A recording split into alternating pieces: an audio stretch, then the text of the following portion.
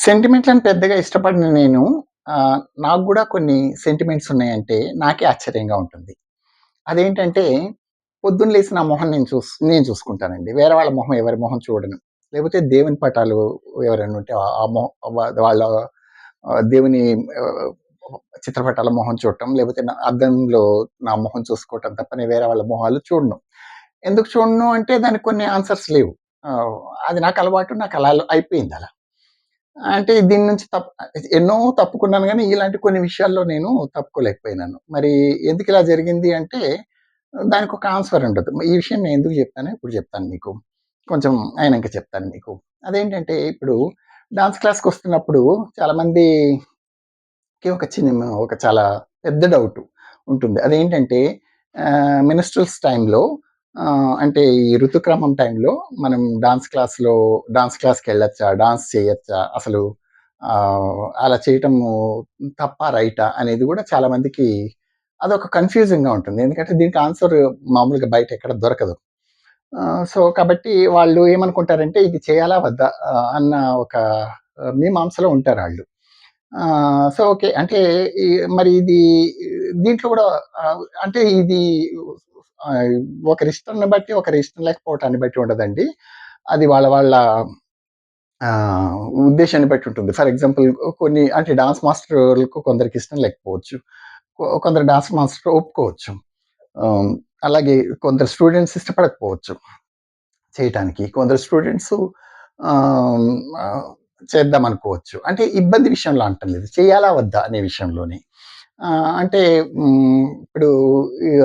ఇప్పుడు ఆ టైంలో అదెలా అంటే ఇప్పుడు కొందరు స్టూడెంట్స్ కొందరు అదే ఇప్పుడు నేను చెప్పాను నా సెంటిమెంట్ గురించి.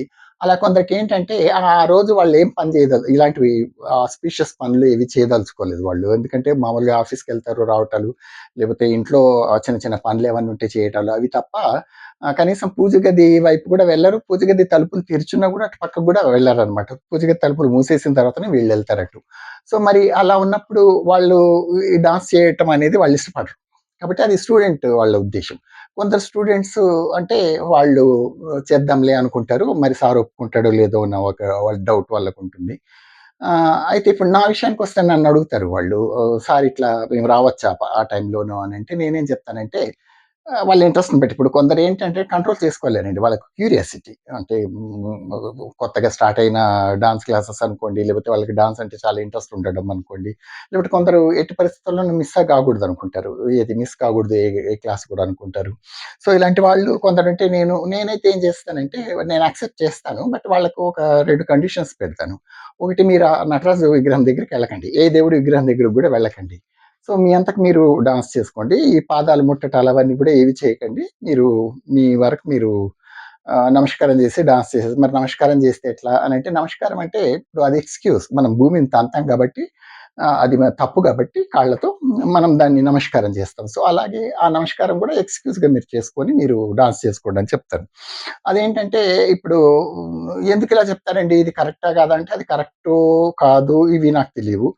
అంటే ఇవి అంటే కొందరు కరెక్ట్ అంటారు. కొందరు కరెక్ట్ కాదంటారు. అంటే కొందరేంటంటే ఇప్పుడు నా ఉద్దేశ్యం ఏంటంటే ఇప్పుడు సరే మనుషులు మనం కాబట్టి సరిపోయింది. మరి కొన్ని జంతువులకు గూడా అవుతుంటాయి గదా! మరి ఆల్‌మోస్ట్ చాలా జంతువులకు అవుతాయి గదా!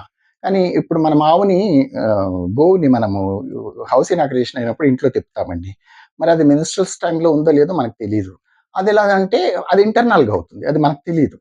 సో, కాబట్టి దీనికి ఈ అంటే కొంత ప్రయారిటీ ఇచ్చి, కొంత ప్రయారిటీ ఇవ్వకపోవటం మంచిదనేది నా ఉద్దేశ్యం. నా ఉద్దేశ్యం అది. కొందరి ఉద్దేశాలు అది కాకపోవచ్చు. సో, మరి ఇప్పుడు జనరల్‌గా ఏంటంటేనండి, ఇంతకు ముందులాగా అన్ని ఇష్యూస్, అన్ని ప్రాబ్లమ్స్ ఇప్పుడు లేవు ఈ విషయంలో గూడా. ఎందుకంటే, ఒకప్పుడైతే ఇంట్లో అందరికీ తెలిసిపోయేది. ఆ రోజులొచ్చాయంటే. అంటే వాళ్ళని ఒక బయట చాప ఏసి చాప ఒక చెంబులో నీళ్ళిచ్చి కూర్చోబెట్టటం, వాళ్ళనెవ్వరిని ముట్టనివ్వకుండా చేయటం, వాళ్ళు ఎవరు ఏ గదిలోకి రాకపోవటం. యాక్చువల్‌గా ఎక్కువ మాట్లాడితే వరండా లేకపోతే లోపల చావిడిలో లేకపోతే ఎక్కడన్నా కూర్చోబెట్టేయటము. ఆ 3, 4 రోజులు అలానే వాళ్ళని ఉంచటము. సో, ఇలా చేసేవాళ్ళు. ఆ రోజులు కావివి. పోనీ అంత ఇబ్బందైన పరిస్థితులు గూడా ఇప్పుడు లేవు. ఎందుకంటే చాలా ప్రికాషన్స్ ఒచ్చాయి. చాలా ప్రొటెక్షన్స్ ఒచ్చాయి. పోస్ట్‌పోన్‌మెంట్స్ ఒచ్చాయి. సో, ఇవన్నీ వచ్చాయి కాబట్టి అంత ఇబ్బందిగా లేదు. అంటే ఇబ్బంది ఉన్నా కొందరు చేస్తారు అంటే అది వాళ్ళ వాళ్ళ ఉద్దేశ్యం. కానీ నాకు తెలిసైతే మోస్ట్‌లీ అవాయిడ్ చేస్తేనే బెటరు. బట్ అంతగా ఉండలేకపోయినా అంటే ఈ రూల్స్ ఫాలో అవ్వటం బెటర్‌గా ఉంటుందనమాట.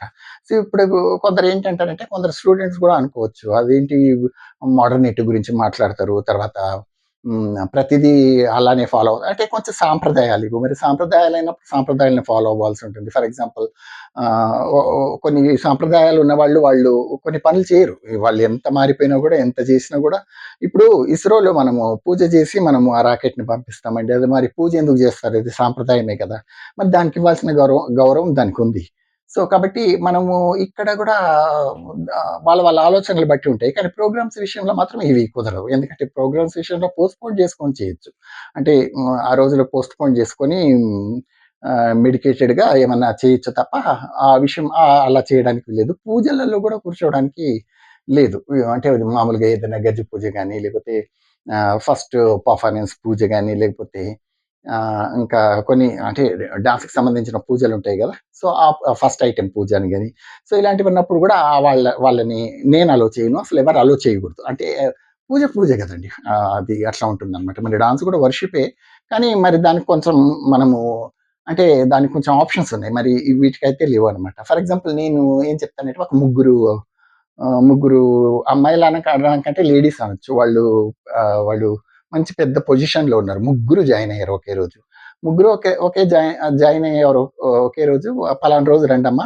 ఆ రోజు మంచి రోజు నేను స్టార్ట్ చేస్తానని చెప్పాను. సో, ఆ పలానా 3 రోజులు 4, 5 రోజుల తర్వాత వాళ్ళొచ్చారు. నేను చెప్పిన రోజు. ఆ చెప్పిన రోజు వచ్చినప్పుడు ఒక అమ్మాయేమో అక్కడ కూర్చుండిపోయింది. ఇంకా ఇద్దరు అమ్మాయిలేమో పూజ చేస్తాం సార్ అనుకుంటే వచ్చారనమాట. సో, నేనన్నా అమ్మాయి సార్ నాకిట్లా ఇష్యూ ఉందంటే, సర్లేమ్మా కూర్చో అక్కడ నువ్వు అని చెప్పి పూజలో అంటే అమ్మాయికి గూడా తెలుసు.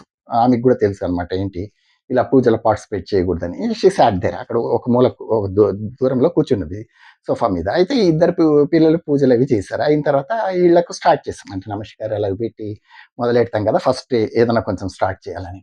అలా ఇద్దరికి స్టార్ట్ చేస్తుంటే, సార్ నేను చేస్తాను సార్ అన్నది. నేను ఆశ్చర్యపోయా. అదేంటిది ఇప్పుడే గదా ఆవిడ పూజలో కూర్చోకూడదని తెలిసి గూడా ఆవిడ అక్కడ కూర్చున్నది. మరి డాన్స్ చేస్తానంటే, ఆ అమ్మాయి ఉద్దేశ్యం ఏంటంటే డాన్స్ అయితే చేసేయొచ్చు. పూజలో అయితే ఉండకూడదని.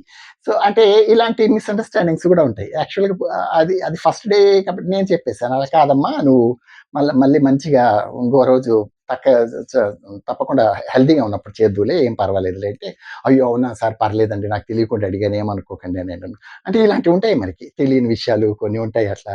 సో, కాపోతే ఇప్పుడు అంత ఈ ఇబ్బందిగా అంటే నేనేమంటానంటే ఫస్ట్ టైము ఇప్పుడు మామూలుగా పిల్లలు ఏజ్ వాళ్ళుంటారండి.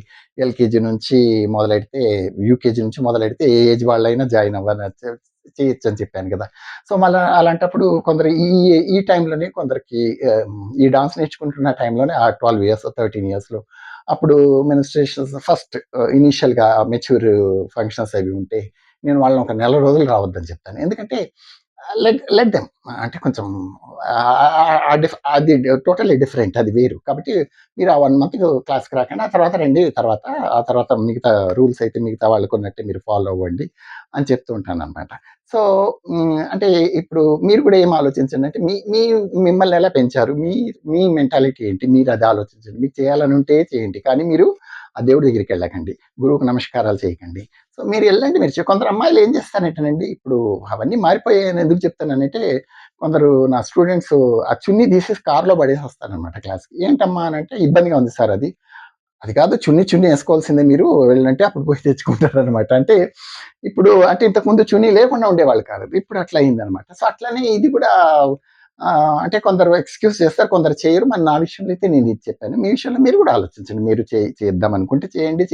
చేయొద్దనుకుంటే కానీ ఇలాంటి పూజ విషయంలో వాట్ల విషయంలో మీరు పార్టిసిపేట్ చేయకండి. అది బెటర్‌గా ఉంటుంది. ఓకే. ఆ తర్వాత 2,00,000 పైన చూసేసారు నా వీడియోస్. చాలా థాంక్స్ అండి.